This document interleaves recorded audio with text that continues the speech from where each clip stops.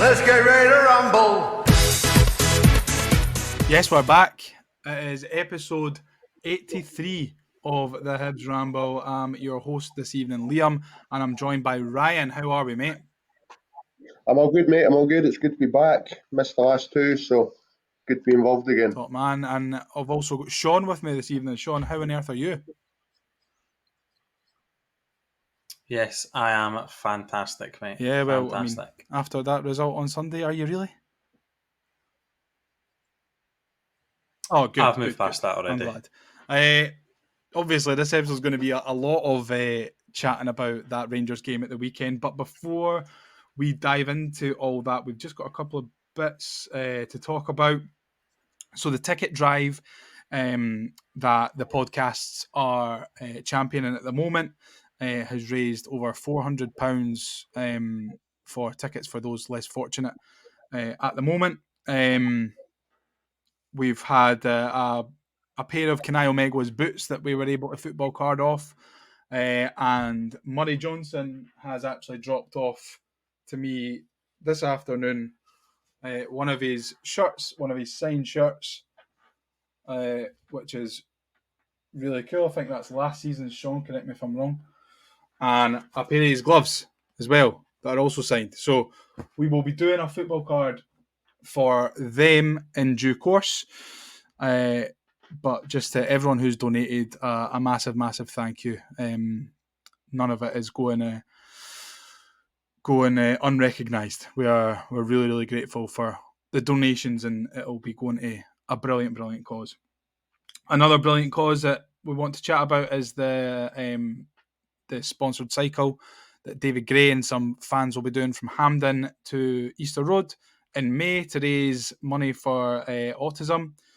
And the last thing that I want to talk about before we jump into the game is Hibs have actually released a statement yesterday, I think it was yesterday, that the allocation for away supporters, apart from Hearts, is going to be slashed. And that's something that we're definitely going to talk about as we move through the gears this episode. But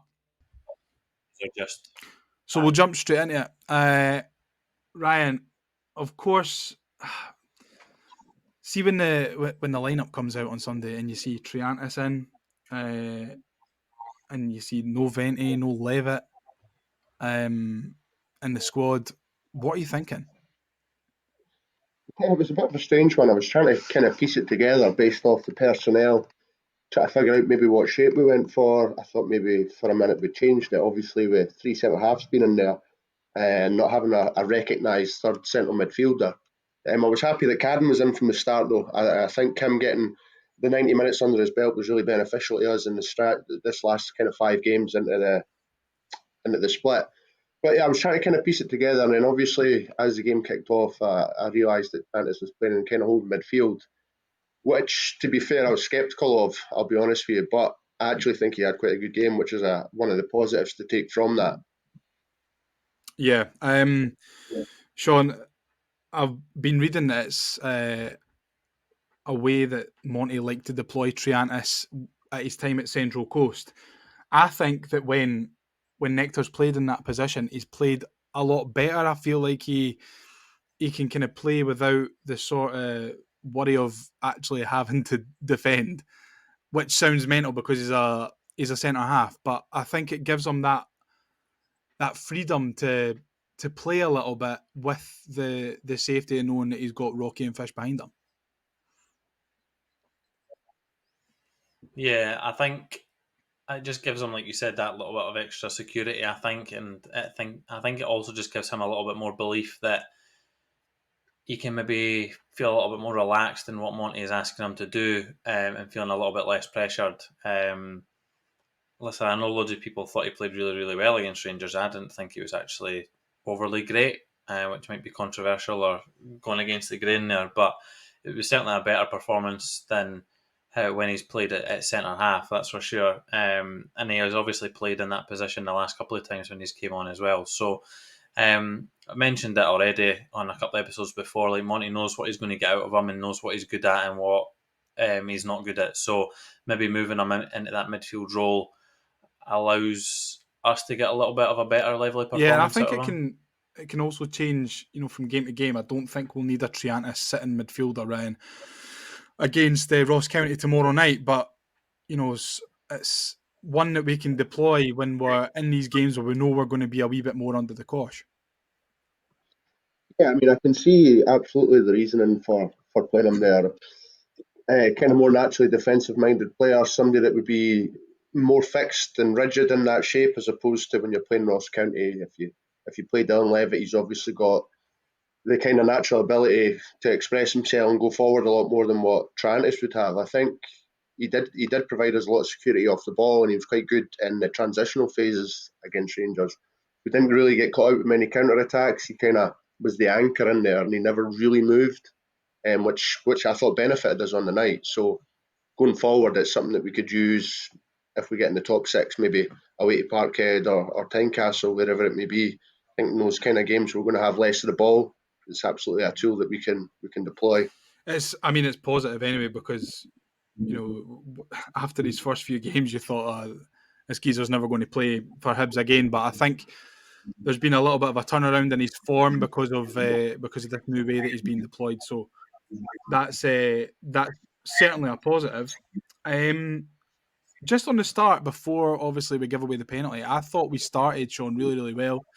The tempo was high. It looked like we were playing a similar sort of way that we were at Tynecastle, kind of trying to get in their faces, play in the front foot, make it difficult for Rangers. And, you probably could have seen us scoring before they got their penalty. Yeah, I completely agree. I think we needed to start like that to try and have any lively positive impact on the whole match. Lastly, touching on Triantis, obviously he got booked very, very early on, so I know I maybe expected a better lively performance from him. I feel like his in that booking was an game. He absolute did show a nothing lot of booking kind as of well, game though. maturity and some of the stuff. Aye, but he's still on that booking, so he needs to be a little bit game smarter throughout the match, which he was, which was great, and I think that's a real positive for a player that has traditionally played at centre half, but maybe moved a little bit further forward. So, but yeah, touching on how we started, I think we did start well. Obviously, what then happened with the penalty and things like that is very, very frustrating, and I know we'll come on to that, but in these types of games, especially at home, we do need to kind of start, like a house on fire, so to speak, and try and make a mark early doors, because the longer the game goes on, the more likely we're just going to be under the caution and soak up more and more pressure and fall further and further back. I completely agree, and I felt like we did it up until a point. Obviously, we give away the penalty fairly early on. Here's going to be the start a big long discussion. Listen, I'm just going to go through it chronologically, and then I'm going to come to you as just for your opinion on certain parts of the happenings and the leading up to the penalty and stuff. So I feel like there was a foul on Martin Boyle in the middle of the park on the lead up. Obviously, then the ball gets switched. It's sent through to Dujon Sterling.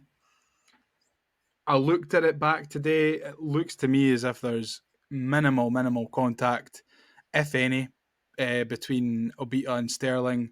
Sterling goes down. I mean, it's one of them where you're absolutely screaming for it if it's your team. Listen, I think it's one of these that can go either way. It never goes our way. Then, of course, Steven McLean points before he's even hit the turf, penalty to Rangers. Tavernier steps up to take it. Marshall saves, and Lundstrom puts the ball in the back of the net. But Ryan, for you, is it a penalty? So I was kind of thinking about this earlier. It's not too dissimilar to Martin Boyle against Celtic, if you remember. There's maybe a different intensity to the run, or Boyle was maybe going a bit quicker. But there's minimal contact. There's maybe a slight arm on the shoulder. But I've said this the last couple of times I've been on. We're in real danger of sanitising the game of football. It's a non-contact sport. by the rules of the law, he's applied it properly. In that sense, it's a penalty. But everything in that sense needs a reform, because you can't be giving penalties for soft fouls unless you're going to be consistent with it. Yeah, I mean, even looking the second half, there was one on Marcondes. That wasn't Yeah, even I looked at. suppose the only difference was that Marcondes didn't run across his path, whereas Sterling kind of ran across Obita's path.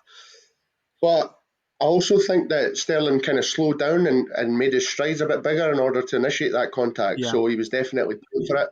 Some pundits would say it was clever, and I suppose it was. He won his team a penalty. But if everybody was to go into the box, kind of kicking their legs out, they're going to initiate contact. So Yeah, that's where it needs to be. The rules of the game need to be reformed in that it sense. looked to me as if when he was running next to Obita, and they were coming together a wee bit, that he was kind of flicking his heels up to try and catch Yeah, Obita and then go down himself. Yeah, absolutely. That's exactly how it looked to me as well. Like he was the one that was kicking out in order to get the contact to go down. So if VAR look at that and still think it's a penalty, it's worrying. It is worrying, Sean, and I think it's a very similar foul, non-foul on Martin Boyle in the middle of the park on the lead up. I just think if that's not given and the penalty's given, why? Really? I think the two are completely different, if I'm honest. I think there's next to zero contact on Martin Boyle. Martin Boyle's anticipating contact. And there's a camera angle that is to the left. Is it to the left of the dugouts, which is like towards where you normally sit? When you see it from that angle, you can see that there is next to no contact to Martin Boyle, or in my understanding of watching it back is there's next to no contact at all in that one. Whereas what Ryan has said about him maybe being a little bit smarter, Rangers player being a little bit smarter and kicking his heels up and maybe taking extra lunges or whatever.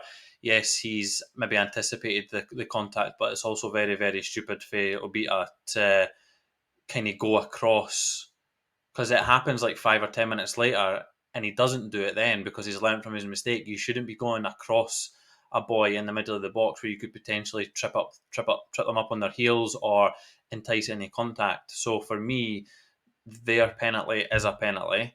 It's easily preventable because all Obita needs to do is just pick either side of him and run by him and try and maybe put a little bit of contact on him, but not enough for him to actually go down. So just try and put him off, which you see quite a lot nowadays.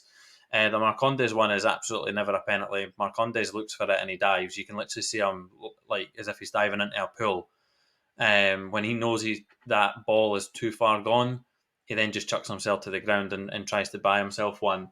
So, their penalty for me is a penalty. Martin Boyle's is pretty much non-contact, so isn't even a foul. And Marcondes is Well, I think that never a penalty either. that seals it, Sean. We will be selling you to the Rangers Ramble in the summer. Can I just ask a question, Sean? How dissimilar do you think it was to the one that Martin Boyle claimed against Celtic? Do you think that was also a penalty there? Against Martin Celtic Boyle's one. at home.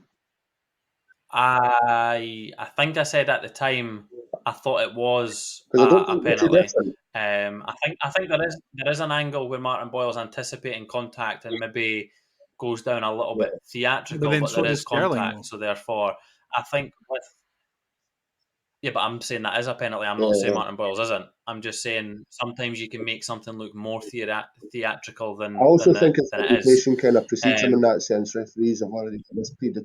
Yeah. And I do think Martin's against Celtic was a penalty because when you're running at that speed, any level of intensity or any level of push or shove, I can't remember the exact incident, but there was an incident years ago to do with Steven Gerrard where he feels like the slightest of nudge and he goes down in the box and he just kind of like slides and falls forward.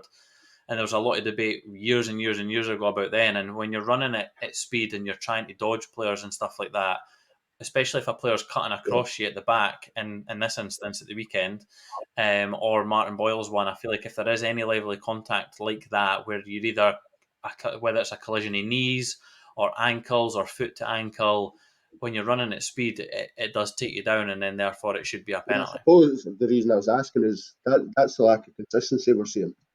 Albeit different referees and what have you, but if they're all kind of viewing the game in the same way, it would be.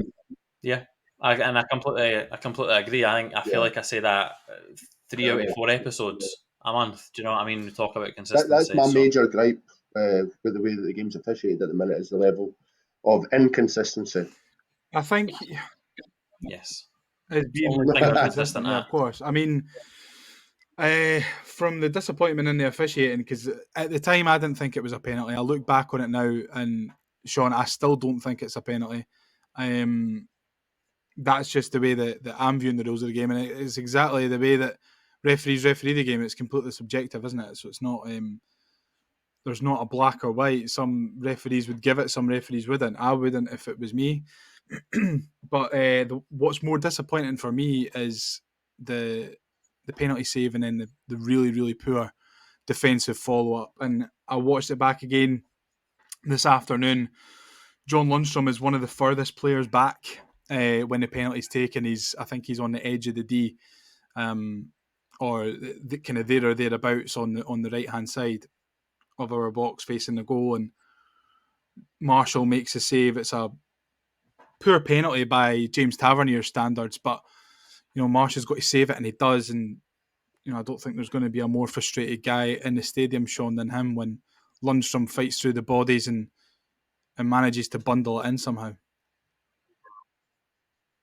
Yeah, I picked up on the exact same point at the time because Marshall goes to the ref to ask if there was an encroachment. I don't know if he can. I don't know the rules when it comes to the penalties with the whole like coming off your line. I don't know if because he saved it, although Rangers scored the follow up, could they have maybe pulled it back for a retake if potentially Marshall was off his line as well? I don't know, and that's what I initially thought Marshall was asking, if he had maybe came off his line before it was kicked. Hopefully, someone can clarify the Well, if it's rules Rangers, I on don't that think. aspect of it. But If Rangers when score I a goal, then when I it's never noticed going to get when I retaken. noticed, well, but maybe if it's any other team, you never know. And then I worked out that he was obviously asking about the encroachment, because upon the replay you can see John Lundstrom, like you said, is he's a couple steps back from the curve of the D with the anticipation that it is going to get saved. And I don't know who's around that side, so I don't know who There is was a following up. massive But yeah, bodies. we need to. There was about 4 or 5. Yeah, so we needed to have you want to defend a penalty the same way as if you are attacking a penalty. You always see it when penalties are taken. It's always the attacking team that are in the box first, and that are always further in the box. And it's like the defensive team, the one that are defending the penalty, are just kind of accepting the fact that it's going to be a penalty and not anticipating a Yeah, I save. mean, And I think that's Craig part of the pointed problem. it out in the group chat, didn't he? That he thought that the Hibs players were just expecting Tavernier to score it, and 99.99 times out of 100, he probably does. But Ryan, that's the one time where he kind of shanks it a wee bit and makes it a little bit easier for Marshall. I mean, for me, I thought, oh, for fuck's sake, here we go again, and he's going to stick it in the top bin. But it's just frustrating. It really is frustrating. And the way that the ball trundles and trickles and takes about half an hour to get into the back of the net. I don't even think it gets into the back of the net. I think it just goes over the line, and it's Marshall that ends up in the back of the net. But you're thinking, good work, and then I'm done. Yeah, absolutely. I mean, of course, it's frustrating. The goalkeeper's done all he can do in saving it, and that's where he needs his teammates to kind of dig him out now and do their part. You're talking a 6-8 yard sprint back towards your own goal, and you throw your body on the line.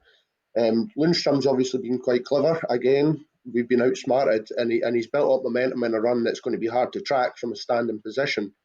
The majority of players will just stand on the edge of the box, and I suppose the danger is the encroachment from defensive or attacking sides into that box, as well as the goalkeeper coming off his line. So the odds are kind of stacked against the defensive team in that way. However, you just need to mark your man and have a bit more desire and personal pride to get there before he does. Even if it goes into the back of your own net, at least you've got there before the attacker. Yeah. You've tried everything that you can to get the ball out of harm's way. So it is really disappointing. The goalkeeper, I suppose we're kind of lucky that Marshall's quite a decent penalty stopper. So we should also have been anticipating that would happen. Yeah, he was. I mean, if it was me, if I was David Marshall, then I would be kicking off. You know, the more you watch it back, the worse it gets, really, when you see how. I mean, John Lundstrom is not a player who is blessed with pace. So, I mean, the fact that he's beaten anyone over 6, 7, 8 yards is fairly embarrassing. I don't think he would beat me over 6, 7, 8 yards. Never mind a professional footballer. There's 4 Hibs players in It's front just, of John Lundstrom. It's not good enough. But Mizian makes no attempt to go in the box. Obita makes no attempt to go into the box. Triantis makes a half attempt, and Rocky's the only one that's actually attempting, and ends up Yeah. in the goal with Yeah. Lundstrom at the same time. You should ban Mark at a penalty like you do a corner. You foul them everywhere. It's really as simple as that. It's just. I mean, it's a mindset thing, isn't it? Though, when you look at Tavernier standing over a penalty, even Tavernier standing over a free kick for 20, 25 yards, you're thinking, "Oh, this is going in. This is going in the back of the net." So, yeah, it's disappointing. But listen, I think it's a lesson that's going to be learned from our side. You know, chances are that even if we'd have kept that one out and Lundstrom hadn't scored the follow up, then they would have got another penalty further on in the game anyway. So that's as much as nailed on. But I felt like the referee made a rod for his own back. And the next incident that I want to talk about is the injury to Martin Boyle, which looked horrific at the time. Looking back on it, Sean, it looks really.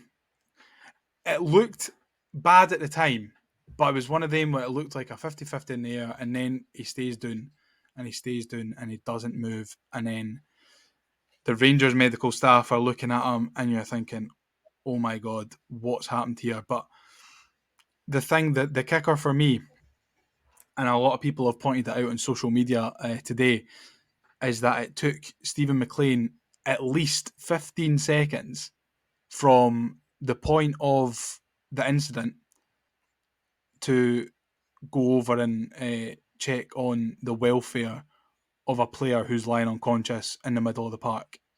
That is, for me, unacceptable.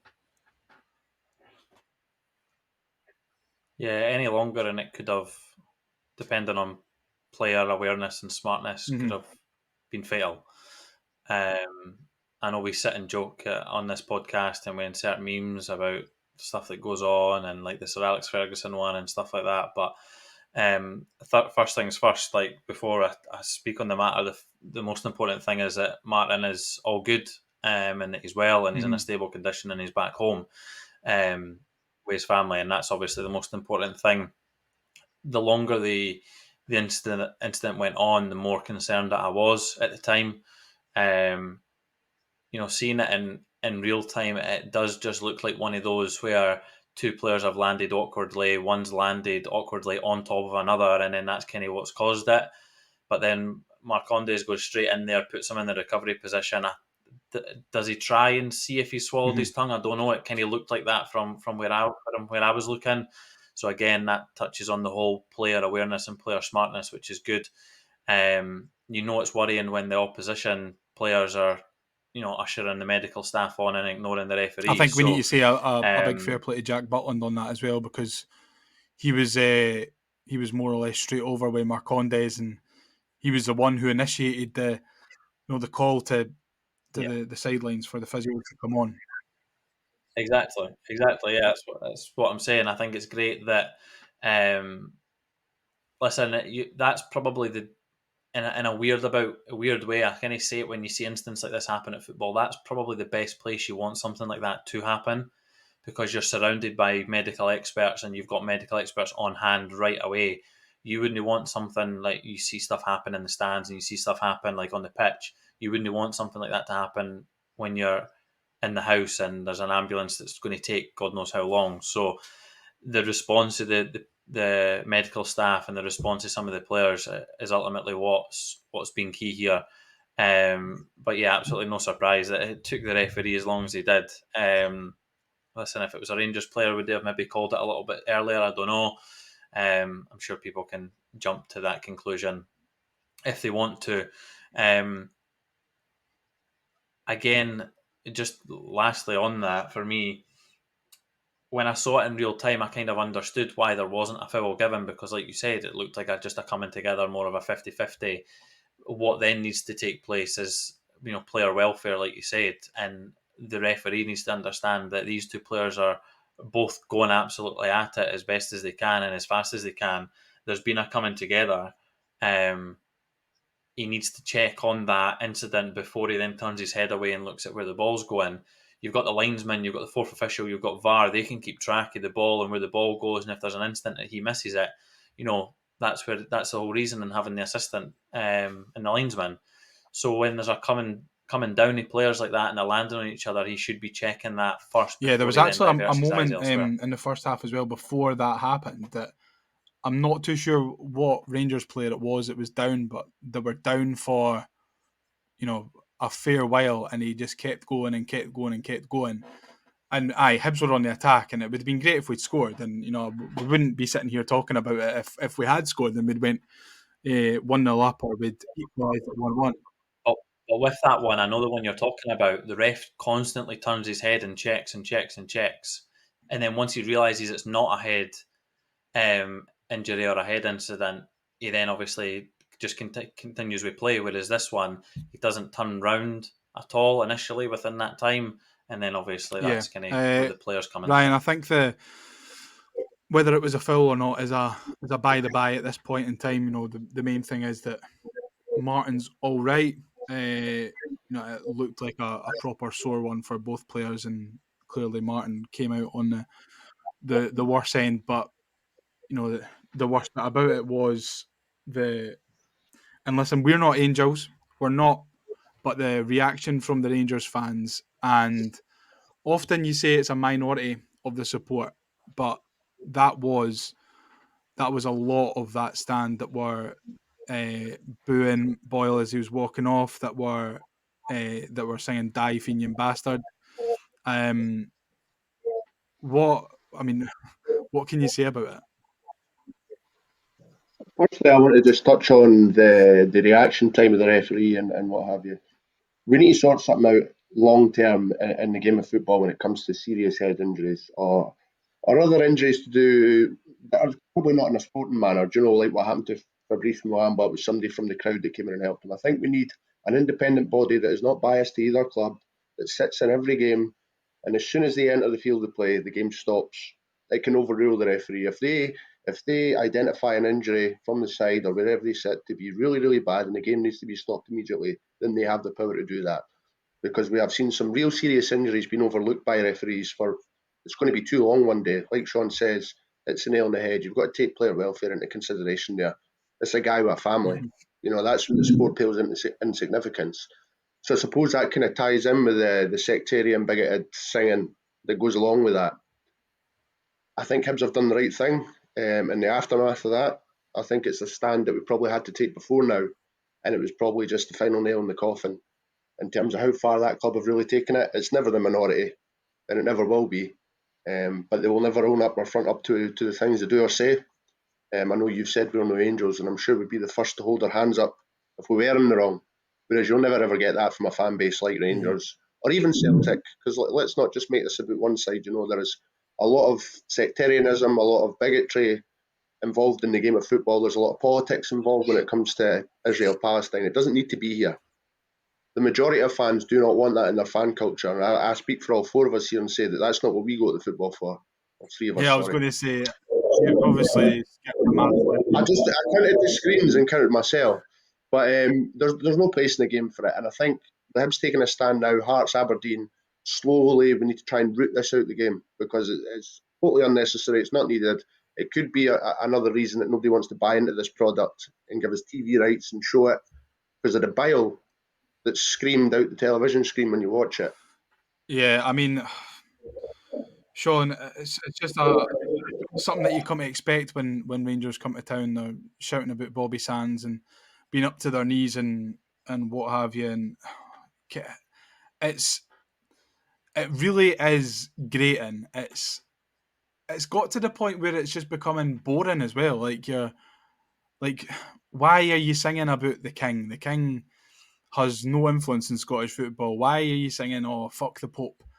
This, that. It's to me, it's ancient. It's ancient stuff. And it should be nowhere near football, exactly like Ryan says. Is cutting the allocation the right thing to do? Yeah, it's long overdue. Weirdly, we spoke about it in the last episode, and I'm sure I said like it's just never going to happen and I think I listed 3 or They 4 must have reasons. listened. So it's great that Ben Kent's listening, man. they All must right, have. Ben. They must have. I know. Ben Kendall's a big rambler anyway, so he's obviously finally listening to some of the stuff that I've had to tell him. Yeah, it's long overdue. It won't stop. It doesn't matter whether it's 200, 400, or 4,000 that are in that away stand. Those songs will still be sung. It is more prominent when Celtic and Rangers are in town that it isn't a minority, whereas with Hearts, for example, when they use some of the songs that they sing, you can hear some sections of their support get very upset and annoyed and boo and stuff like that. Same with like Dundee United, some with Kilmarnock and stuff like that with some of the songs that they sing as well. They obviously just twist and change some of the words in comparison to the Celtic and Rangers songs. So, yeah, regardless of how many are there for the Old Firm, it will still be sung. Long overdue for sure.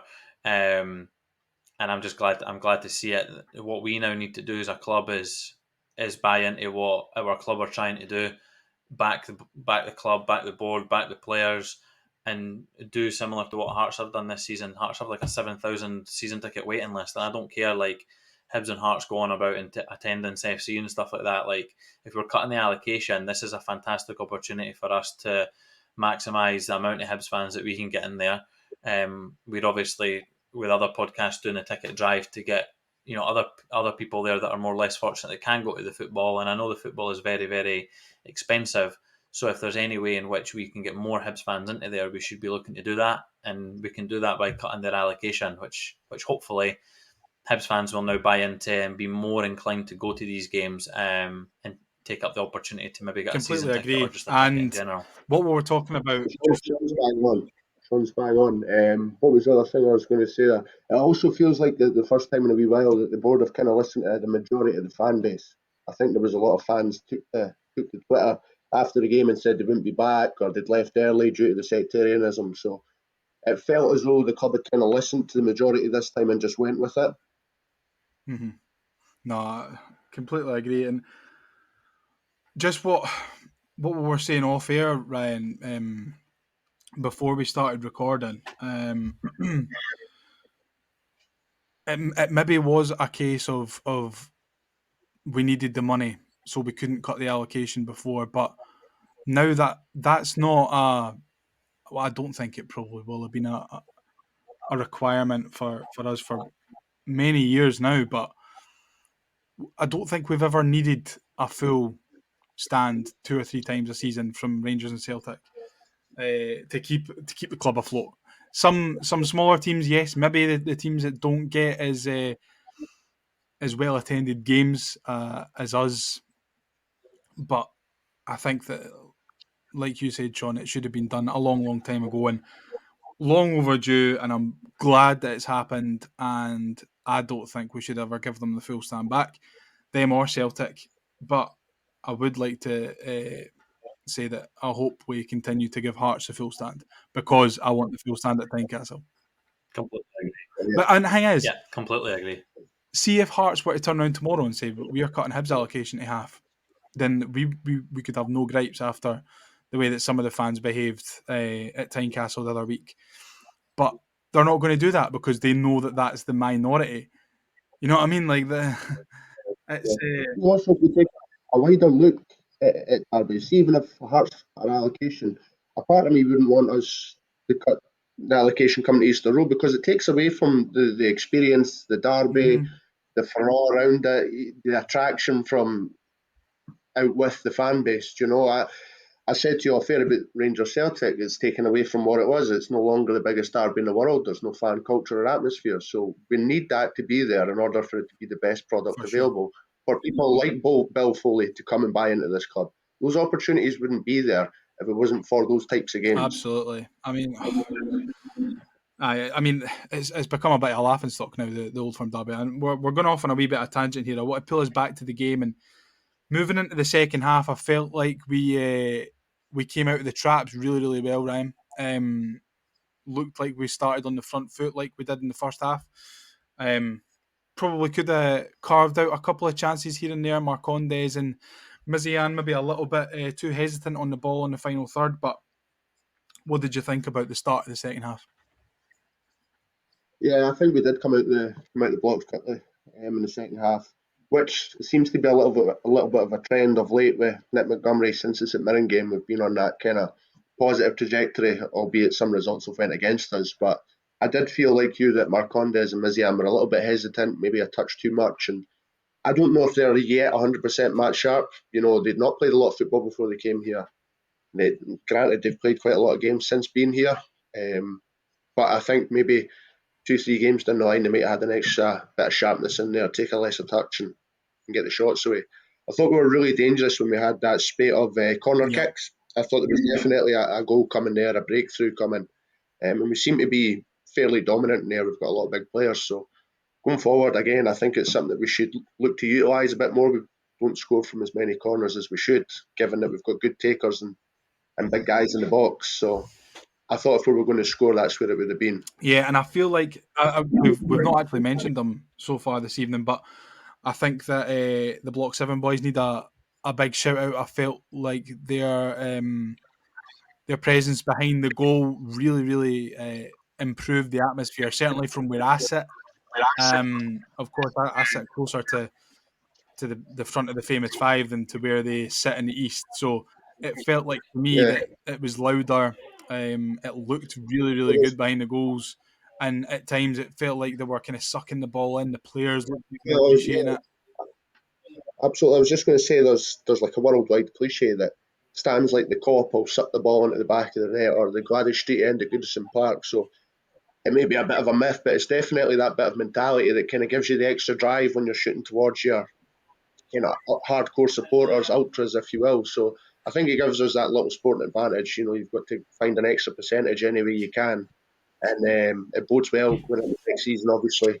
Guys are going to be there permanently. So hopefully we create a bit of culture around them chucking the ball into the net when we're shooting that way, when we're needing a goal in the last minute or whatever. Yeah, I mean, I did think that they were great. Shaun, were you surprised at how much noise that they made, even when we were 2 goals and 2 men down?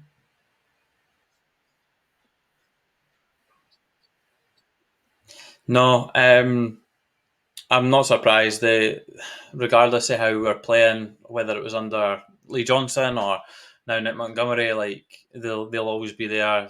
I think there's only maybe 1 or 2 games where I've seen that they've not been vocal in any way. So, listen, that's the kind of atmosphere that we want to see at games, and long may it continue.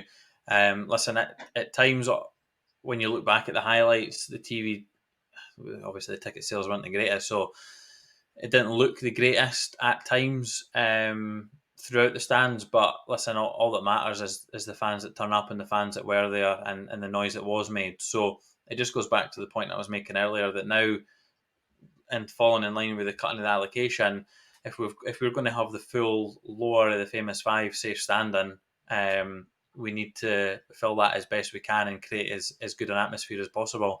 And whether that be in the east or whether that be in the west or the famous five, it doesn't matter. We just need to be able to create as good an atmosphere at Easter Road as we can. Moving on now, we've got a couple of major incidents, a couple of major game incidents to talk about that happened just within a couple of minutes each other.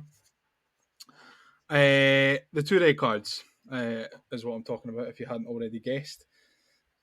Now, I was trying to rack my brains and I watched the highlights back a couple of times and I couldn't find Obita's first yellow card. I'm sure it was in the first half. I'm sure it was. And it was for nothing. Basically, can't remember if he gets turned or whatever, but Triantis is there and would make the challenge and cut out the ball. But Obita makes a silly challenge. There's absolutely no need in him making the first challenge. And for someone that's 31 years old and has played as many games as he has, he should not have been stupid enough to get that first yellow card, because there was far too many. Well, not far too many, but there was enough bodies back Yeah. to So be there able was to about stop 4 or the play. 5 bodies back there, and we'd actually transitioned really well into our defensive shape. Is it? Are we just going to talk about this booking first? I couldn't remember what he got booked for. Well, it is a really daft challenge. It's one you'd expect an inexperienced player to go and make.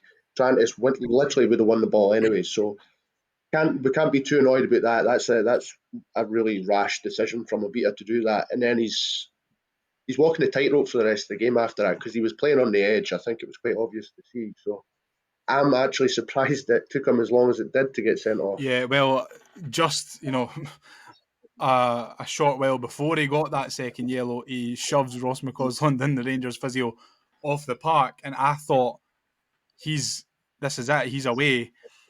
And when the referee goes over and speaks to him and doesn't give him the second yellow, I turn to my dad and say he needs to come off. He's going to get sent off, and then he does.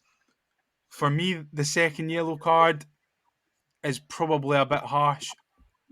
Foul, probably. But I mean, I think he was very, very lucky to still be on the park after that physio incident. If that hadn't happened, I don't know if he would have been booked for that one. But Sean, I look at it back and it looks like Ravi Matondo is playing for it. I don't know what you think. Yeah, it definitely it comes down to player smartness again. The everything surrounding that incident and the instance that we've already just touched on, and the one that Ryan touched on and that you touched on as well, all of these get taken into consideration, and they probably shouldn't. You probably should look at incidents in isolation, because if you make a rash challenge in the first minute or the last minute, you should treat them the same regardless of everything else that's going on in the match. But as we've already alluded to, that is just not how football is refereed.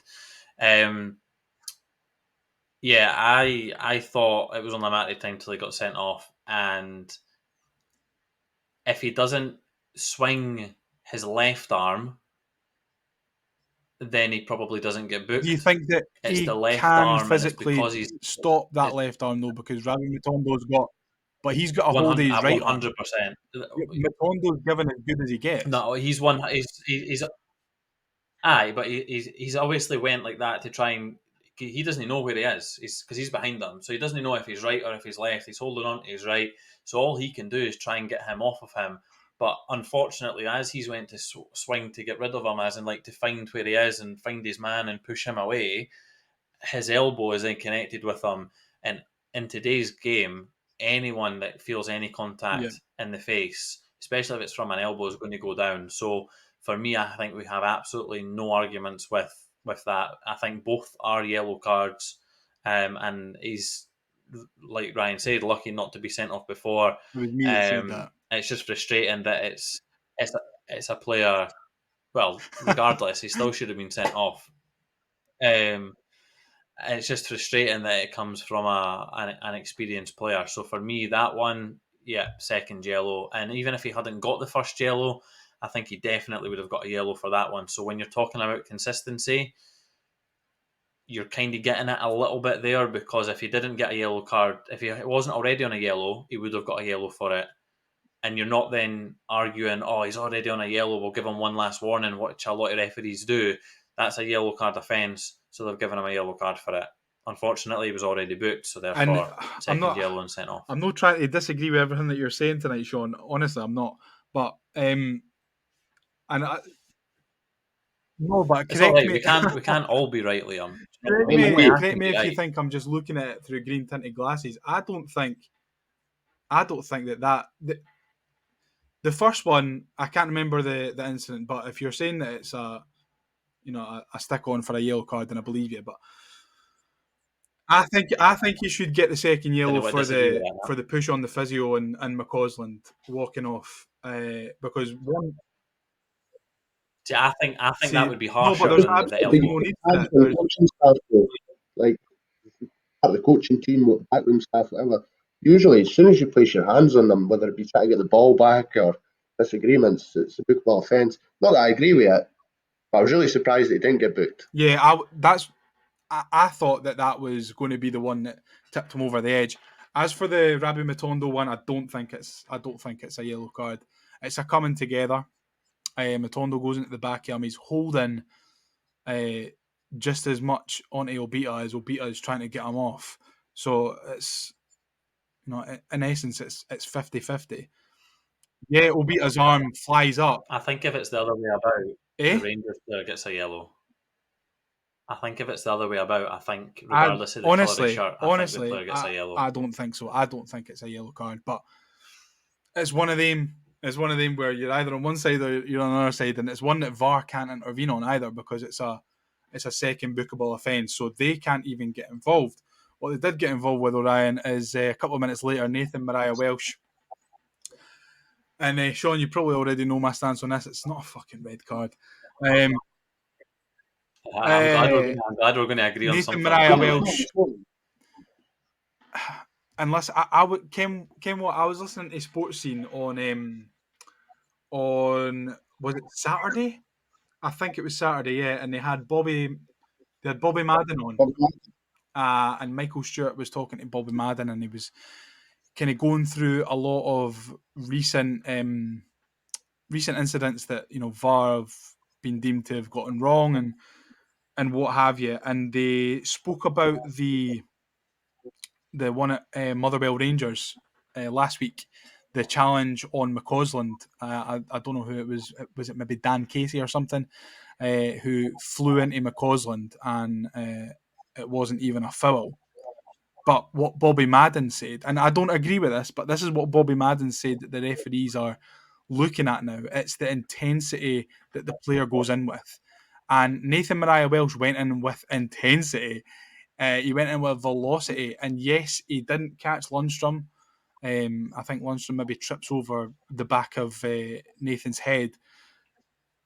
But it's the intensity that he goes in with that I think that the referee has reacted to. And probably by the laws of the game, not saying that I agree before anyone clips it, by the laws of the game, yes, it probably should be a red card. But if you're a supporter, a player, an ex-player, looking at a challenge like that, you're thinking, great challenge. He's went in, he's been intense, he's got passion, he's trying to win the ball back, and he's been sent off for it. I think that you're punishing a good bit of play there, Ryan.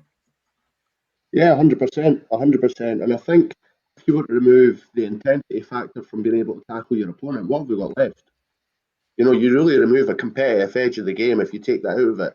And that's what it was. I know that the pot was probably boiling a little bit. Obita had just been sent off. The crowd were right up. We felt hard done by. And it was probably out of frustration more than anything else that he came into the tackle the way he did, because he did leave the ground. That doesn't mean to say I think it's a red card. But we're in danger of giving red cards of how they look, or I can see why he's given it. There's not an official definite stance. All I've heard all week is, I can see why he's given it, or it looks bad. But looking bad and seeing why he's given it is not actually going out there to injure your opponent with intent and intensity to do damage to them. Yeah, he leaves the ground, but as you say, he doesn't make contact with Lundstrom. He wins the ball fairly cleanly. And if anything, if he wants to give a foul, then give the foul. At most, give a yellow card, but you don't give a straight red for that. Do you know what I mean? Think, and it's almost as if you gave the straight red in order to pass the buck to VAR to make the decision and clean up the mess, because that's the easy way out. Pass the buck on to somebody else. But it's never a red card. I've done that 100 times myself. It's one of those things. yeah. It's not a red card. Sean, you can see exactly what he's trying to do. He's trying to prevent that ball from being pinged up the line by Lundstrom. He's not going in necessarily to nick the ball off Lundstrom and spark another attack. He's trying to block it. And you can tell by the way that he's slid. He's not slid into Lundstrom. He's slid in front of him I can't see in a month of Sundays how that's a straight red card. But do you think that he would have given it if he hadn't have just sent Obita off minutes earlier? Ryan might want to block his ears because I can see why it was given and I can understand why the referee gave it. However, I only say those two statements when you take into consideration where the referee is standing. So the referee's at the edge of the centre circle and he's looking from behind. So I can only imagine that from behind, from the referee's view, it looks reckless, it looks out of control, and you're not able to understand because Lundstrom is going through from the line of vision. He's going to see Mariah Welsh first, and then he's going to see Lundstrom going past them. So from the referee's vision, I can understand why you got the red card out straight away. Sometimes in football, you see them get the yellow card out straight away. I spoke about it a couple of weeks ago. You get the yellow card out, you assert dominance as a referee. You're like, right, I've made my decision, leave me alone. And kind of that allows you to have control of the match. I wasn't surprised that he whapped out the red card because I instantly thought from where he is, that's how it will have looked. By the laws of the game, if you're either out of control or you leave the ground, unfortunately, in today's day and age, that is a red card. But I completely and utterly agree with both of what you have said. It is never, ever, ever a red card. His intent is to block the ball. It's not to injure an opponent. There isn't excessive force directed to the player. There is speed in the tackle, but that's, again, because he's trying to block the ball. He actually tackles or intends to tackle with his it's like arse. his arse and his back, isn't His it? legs are already past. His legs are already gone. There is not a single piece of contact on John Lundstrom's ankle or leg in any way, shape, or form by Mariah Welsh's bottom half of his body. If anything, Mariah Welsh's head is the one that trips up John Lundstrom, and then he goes down holding his ankles. So again, John Lundstrom has been very, very smart, and he's understood the recklessness of the challenge, and he's made the most of it, leading to the red card. In isolation, it's a wild decision from Mariah Welsh to dive in like that. But if you take everything else into consideration and the way in which he's dived in and the reasoning why he's dived in and the angle in which he's dived in, more importantly, it should be classed as a fantastic challenge. If one of my kids at the weekend that I coached done that during a wee game, I would be celebrating at the sideline like it was a last minute winner. Like, it's genuinely a tremendous challenge, and it's one that should be celebrated. There is zero contact on John Lundstrom, and he trips over Mariah Welsh's head, and that's the only piece of contact that is there. But listen, you can't say anything online because, that side of the old firm are very, very touchy and jump on everything. It's never a red card, and we're really, really running the risk of it becoming a non-contact sport. And if that's the rules of the game, that you can't slide in with passion and intensity, then the rules of the game are fucking wrong. Oh, I thought you were going to say you were going to file that under games gone. Red cards for that, red cards for apparent flying elbows, file it under games gone. Is that better, Sean? You're welcome. You're welcome. And listen, the reaction after both our players get sent off is, I think it's admirable. We still tried to go for it, but in the end, I think the numbers kind of told, and the amount of running that the players were having to do told in the end, and obviously Fabio Silva gets the goal that makes it 2-0, and we end up losing the game. But listen, I want to draw a line under that. I think that we can take more positives from the performance than negatives for sure. And I think the vast majority of our frustrations, although there's a couple of frustrations that we can take from the team, it's got to land with the officiating of the game. And we've spoke at length about that, but I want to move on to something a little bit more fun before we talk about Ross County tomorrow. And it's a new segment that I created in my head earlier today, and it's called Who's That Hibee? Okay, so this week's Who's That Hibee is Guess a Player by the Career Path. So I've got 4 players. And what I need you guys to do is I'm going to read out their clubs in chronological order. And if you think you know the answer, shout out your name and we'll go to you. If you get it right, it's a point. If you get it wrong, you're frozen out, and the other player will have a chance to hear the rest of their career and have a guess. If they get it wrong, it's no points, and no one gets a point. Does everyone I'm up understand the against rules it of the here. game? I would just like to clarify. I'm not googling. I'm just in my notepad, and I'm just writing down Well, the years and the the I'm not teams giving you because the I don't. years. I I'm just have a giving you the notepad. teams. What's wrong with pen and paper, Right. Sean? Okay. Well, I have a notepad next to me, but I Come can't on. use that. Right. Okay. So actually, no. I'll give you the year that this player started his career, but I'm not going to give you the years that he played for each team because we've not got all night. Okay. So this player Okay. started his career in 2003, and he started at Bolton Wanderers, then Hull City on loan, then Panionios, then Hibs, then Barnsley, then West Ham. Hey, Ryan.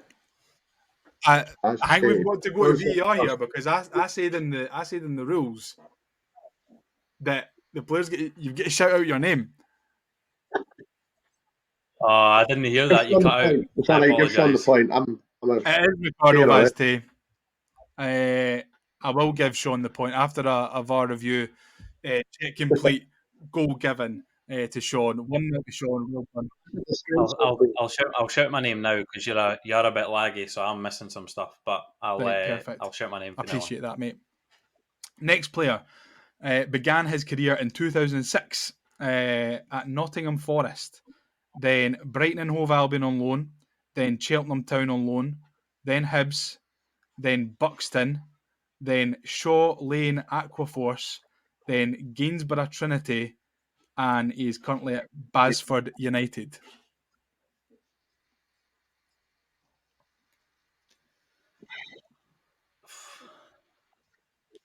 It's the post Hibs teams that are throwing me, and it was the Cheltenham Was that it threw Nottingham, me. Cheltenham, Hibs? So it was.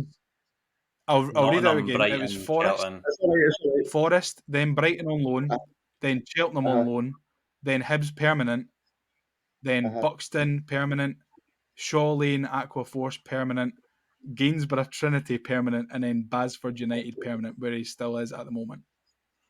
Jesus. I'm guessing he'd lucky if he played a game for Hibs. So he must have played played 14 league games for Hibs. Can you I'll give you give us I'll any give you the year that he played for Hibs. So he clues? played 14 league games between 2011 and 2012. He's still playing now. He's still 35. playing. Oh, man. Can I ask for a position before I guess? You can. Midfielder. Correct.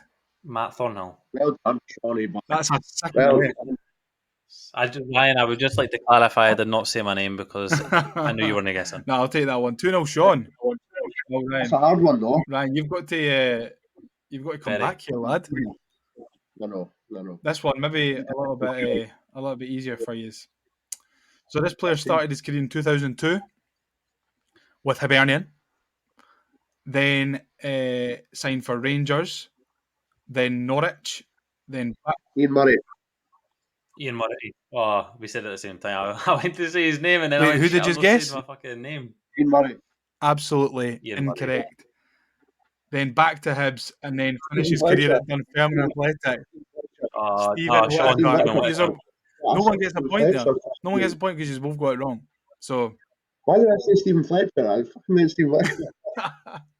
You said Fletcher. A clown. So no one's getting that there. Did you say It's 2000? 2002 to 2007 Hibs. Ian Murray's. It was an Norwich thing, Sean, eh? Ian Murray's. Yeah. It was an Norwich thing, though, wasn't it? Yeah, Rangers in Norwich. I knew that would catch us out. I didn't even. I didn't even think about the year because Ian Murray was like Yeah. 98, 99 or something like that. And the final player that we've got started his career in 2003, his professional career at Manchester United. Then he went to Sean, I'm going to incorrect. just guess it's David Gray. Right, well, I know who it is, so I don't I'll think you give do know who Ryan. it is, by the way, because I didn't know that he played for United. So he started his career in 2003 at Manchester United. Then he signed for Charlton Athletic on loan. Then he signed Mickey Stewart. for West Ham. Mickey Stewart. No, it's not Mickey Then he Stewart, signed is for Birmingham City. Then he signed for Orlando City. And he ended his career at Hibs. it? Correct. Jonathan Spector. I had no idea he'd played for Manchester United. 3 games for Man United. I was, see, when you said you were doing this segment, I was adamant you were going to put David Gray in or Mikey Stewart because they Absolutely both not. started at Man United. No. Did Mickey Stewart go and want to What? Charlton? No. See, I thought No, I idea. thought he did. It doesn't matter now. It's Spectre. Played in a derby at one. Yeah, that was his only appearance. Yep. What a Sub man, appearance at Tynecastle.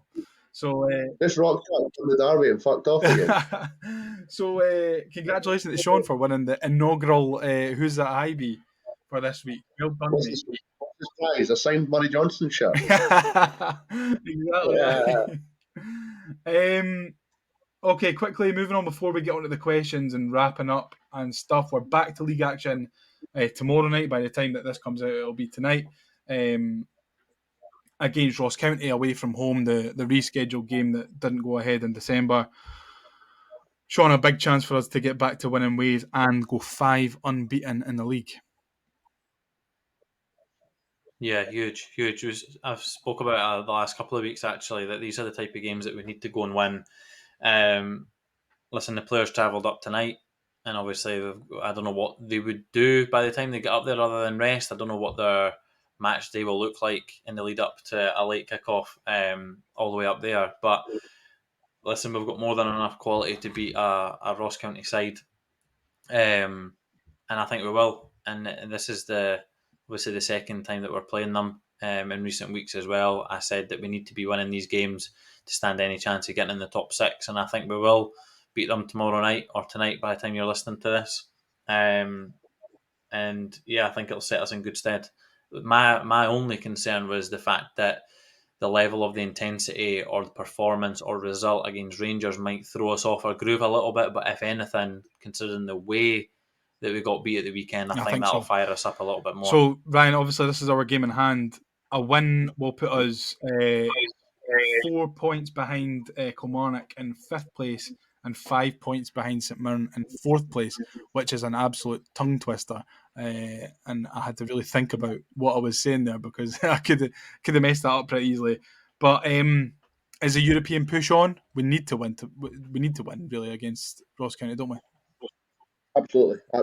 If that's what we want to achieve, it's a must win in that case.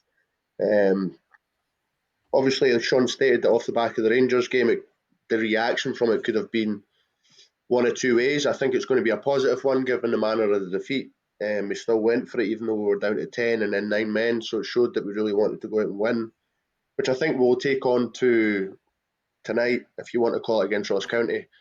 Look, the last couple of midweek games we've had up there over recent years haven't ended well. I think we'll want to kind of dispel that kind of record. Obviously, there was one where Marshall got bundled in the net, and there was one that was rescheduled because of the COVID outbreak. We got 2 men sent off in that game. So I think we just need to go up there and be professional, be really dominating from the first whistle. And obviously, the 3 points is a must, so it doesn't really matter how it happens, it just needs to happen, which in turn will kind of propel us on our home game against Livingston, which is a game we should definitely be winning. Yes, and I'm just looking back in the group chat here because I've got a question about personnel. Craig thinks that Obita won't be suspended for tomorrow's game, but Nathan Mariah Welsh will. I don't really know what the rules are. If he's out tomorrow, he'll be a massive miss because he's been pivotal to that kind of upturn in form since the St Mirren defeat at home. Yeah, He's played a home. So he'll be a massive miss. But what I'll ask both of you is does Nectar keep his place in that sitting role of the midfield if Nathan Mariah Welsh is unavailable? I hope not, because it's not the type of game where I think we would need him. I actually, yeah, I'm not going to pretend I'm clued up with the rules, but I'm fairly certain that Mariah Welsh won't be suspended for the Ross County game, because normally when it's a straight red, you get the opportunity to appeal it within a certain period of time. Whereas obviously 2 bookable offences and 2 yellow cards leading to a red, you can't really You can't appeal it. what's the word I'm looking for? Appeal that one. Yeah, you can't appeal that. So I wonder if maybe, and I'm fairly certain now all 3 of the competitions are aligned, or at least the Scottish Cup and the League are aligned. Hence why it rolls into all the competitions. So I think he is, but no, I don't think Triatnis should play.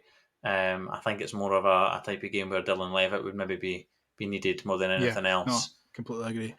And we'll wrap up this week's podcast with our listener questions. Now it's time to answer the Hibs Ramble listener questions.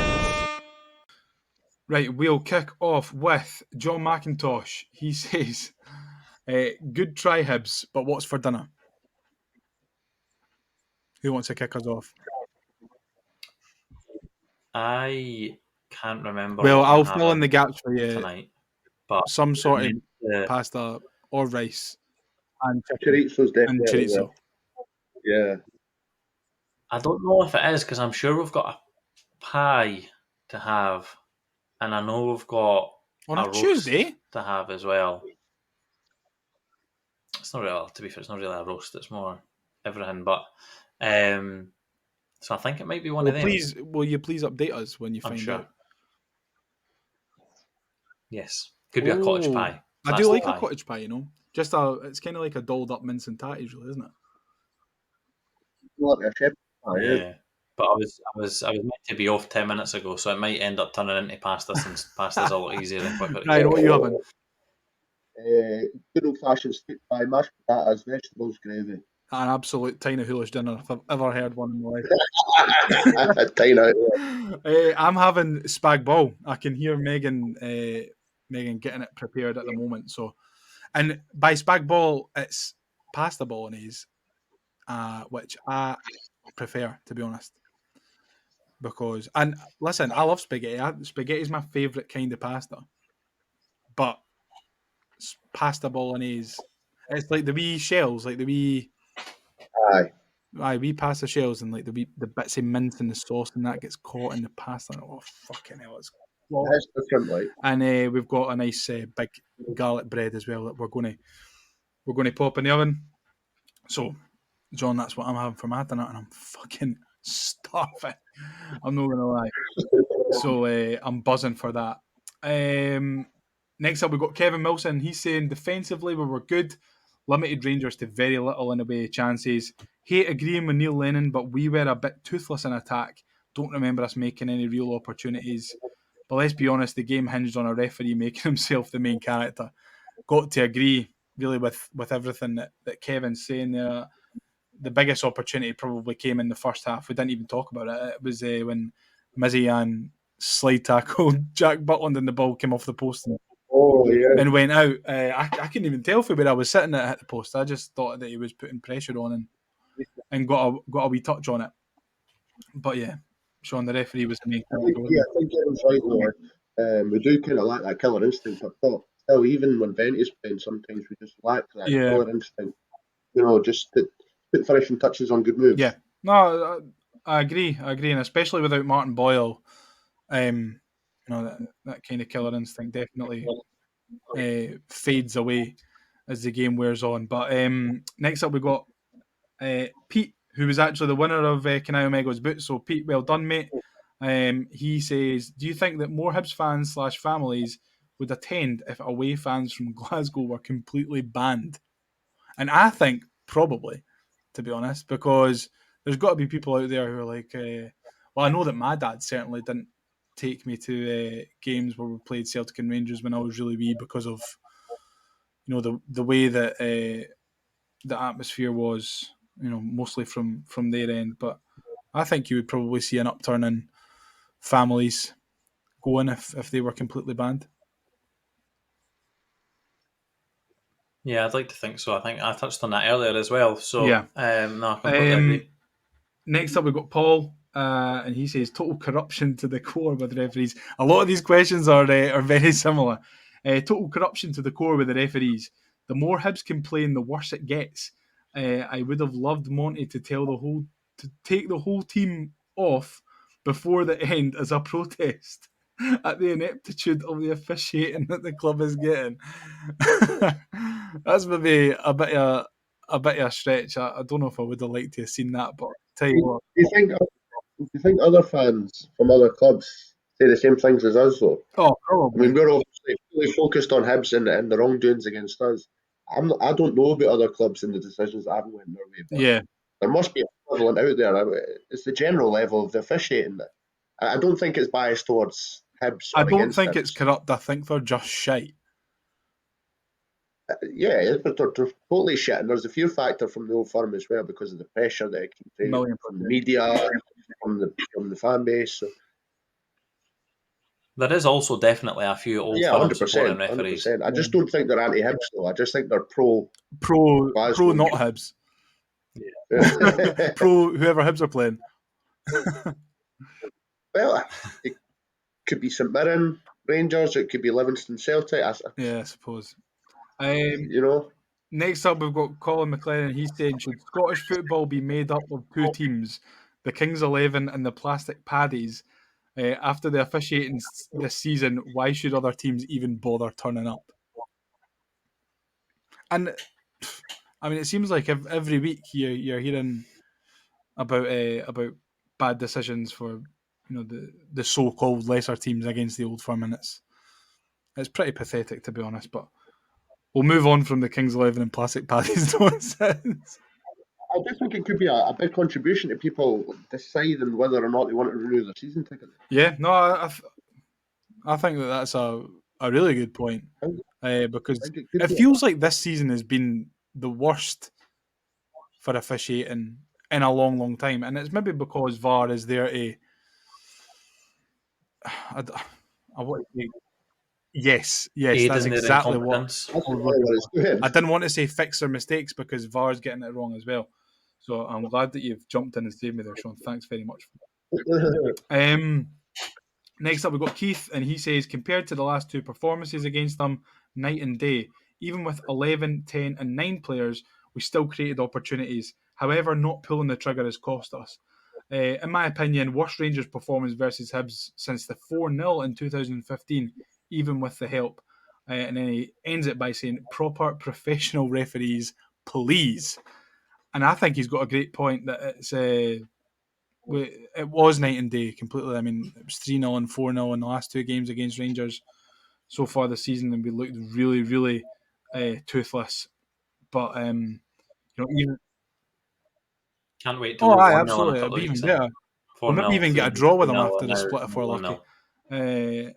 But no, it is failing to pull the trigger that has cost us, especially before we had the two players sent off. But like I said before, we performed admirably. IMO after We did. the two red cards. I think that there's a thought process behind being efficient when it comes to playing Old Firm because the chances are going to be few and far between. And they're not always going to be clear cut, so you have to be really efficient in attack. That's what I'm saying about the killer instinct. You've got to hit the target.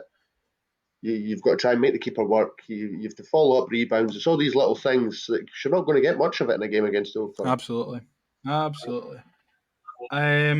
Next up is Harry McCondicky. McCondicky?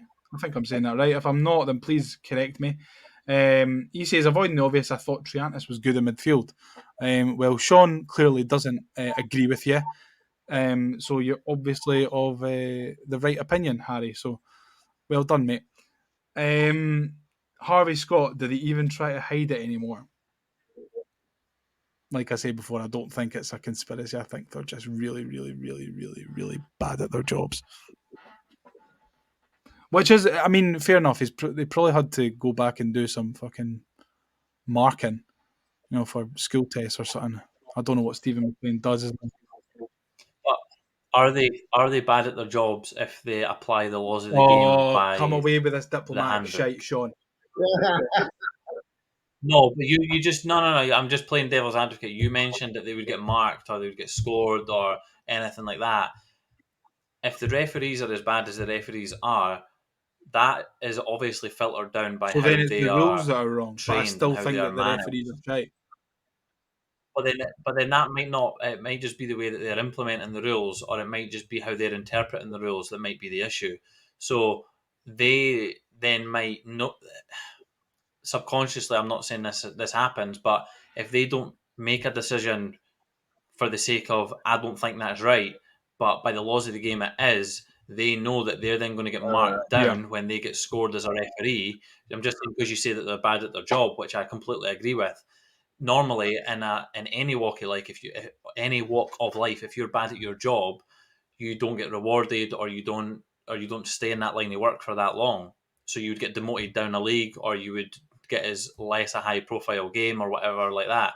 So potentially, it might be a case of the fact that they are applying the laws directly to the laws of the game, so therefore they then can't get marked down as a referee in performance, so they can go right. Well, the law says this, I've done this, so you can't mark me down for that, and then therefore that way that's how it's always the same referees at the top, refereeing the same big Yeah. games. You hit the nail on the head there, laddie. He sure has, eh? He sure has.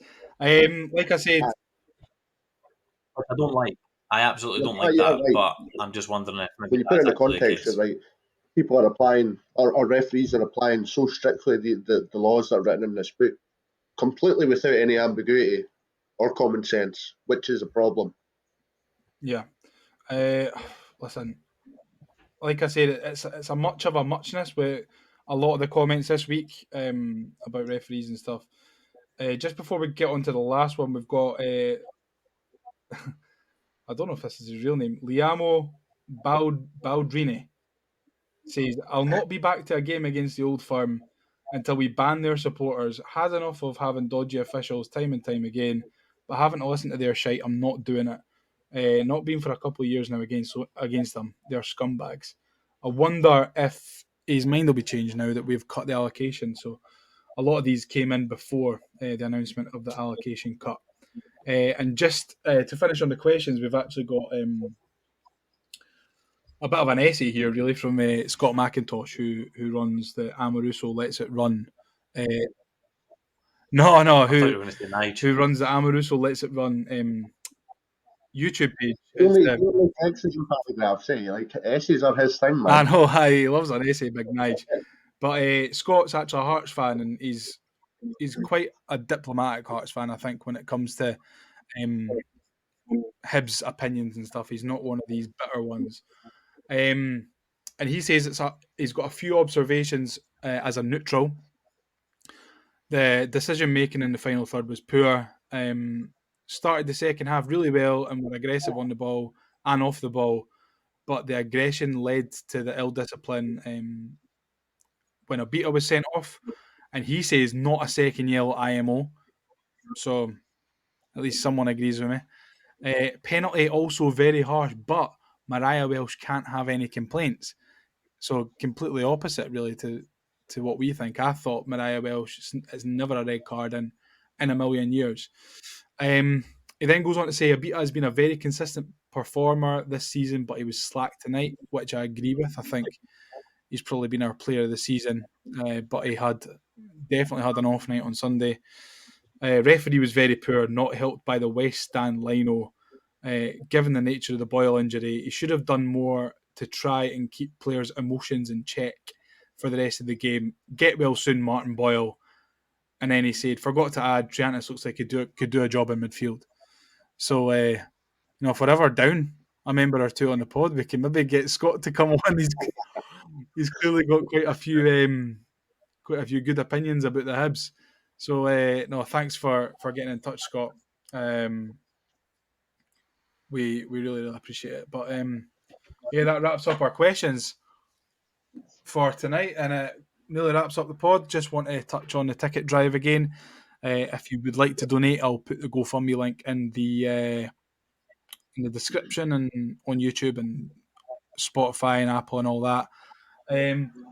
Again, just to reiterate, we've got Murray Johnson's signed shirt here and also a pair of his gloves that we will be football carding off at some point in the not too distant future. So keep an eye out on socials for that. We are at the Hibs Ramble on Twitter, Instagram, Facebook, YouTube. I forgot the socials there for a second. So if you want to get involved with us there. And all that's left for me to say is a very big thank you to those who have listened along. And a big thank you to Ryan and Shaun for joining me for the last nearly hour and a half.